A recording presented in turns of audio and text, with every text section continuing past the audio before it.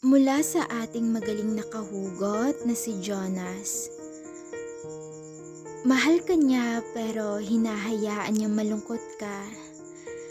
Mahal ka niya pero natitiis ka niya. Mahal ka niya pero bakit umiiyak ka ngayon ng dahil sa kanya?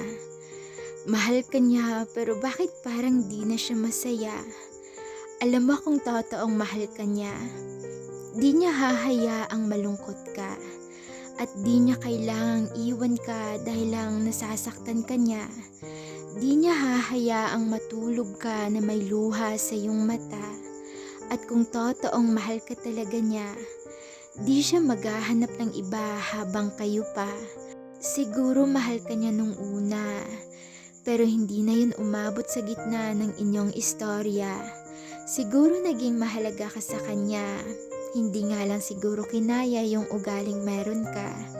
Pero kung totoong mahal ka talaga niya, tatanggapin ka niya simula nung una kanyang nakilala. Hanggang sa ngayon na nagbago ka na. Nagbago ka dahil na rin sa paulit-ulit na pananakit niya.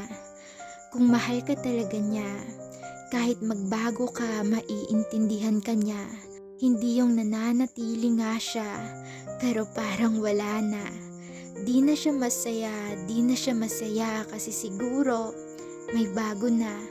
Ganun naman talaga, diba? Hindi yan sa'yo mawawala ng gana kung wala yang ibang nagpapasigla. Malay mo matagal na pala siyang may iba. Bulag ka lang talaga kasi nga akala mo mahal ka talaga niya.